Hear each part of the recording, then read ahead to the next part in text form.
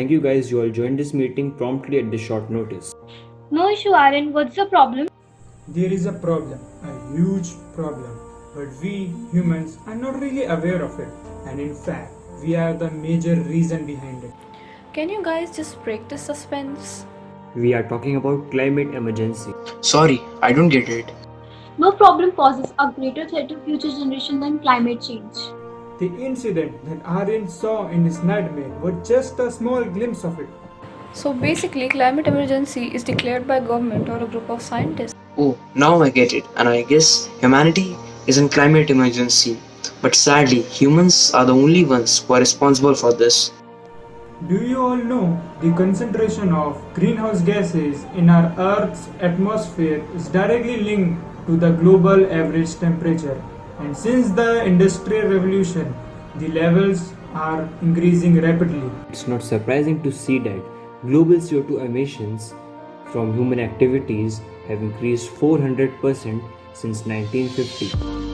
Even the sun's total output is slightly decreased since 1970, but instead of decrease in Earth's temperature, the Earth has warmed up over this period. And here, I read somewhere that increase in temperature will result in the extinction of insects, and which will surely affect our food chain. And if the food chain is affected, then many species will become endangered. Eventually, there are increased chances of extreme weather conditions. The major effect of this is melting of glaciers, which increases sea level in Antarctica. These effects are not only limited to the natural environment, but also it affects our humankind. Moreover, the burning of fossil fuels is becoming a threat to marine life due to increasing water acidity. It's our responsibility to take some measures about it. However, the damage has already been done. But remember, Subur, what I told you when you were overreacting about it? Yes, it is said that it is never too late to begin. Yes, I agree.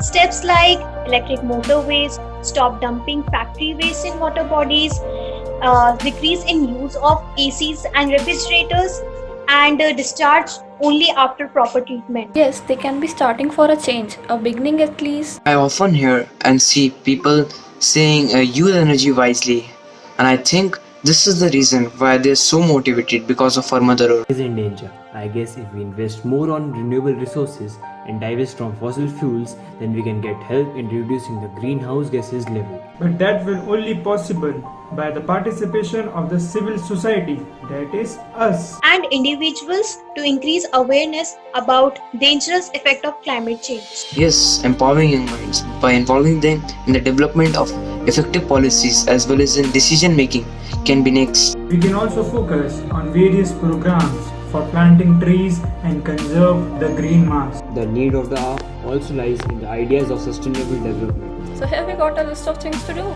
But at our daily level, we can also plant small saplings at every occasion. We can do carpooling as well as we can use bicycles for short distances. I guess there are many things that we can do for a world. So, Let's Get Started. Once again, thanks a lot guys for joining this meeting. I'm happy that we discussed something fruitful today. But promise me that we all are going to spread awareness regarding this issue. I'm on it already. If you think that the environment is less important than the economy, try holding your breath while you count your money. Always remember that Mother Earth always comes first. Spread awareness to protect your nature and live a peaceful life. The need of the hour also lies in the ideas of sustainable development. Greta Thunberg rightly said, "I don't want you to be hopeful. I want you to panic and act as if the house was on fire." Same goes with us. It's upon us how we see, realize, and act to protect our planet. Cause there might be a plan B, but there's nothing called Planet B.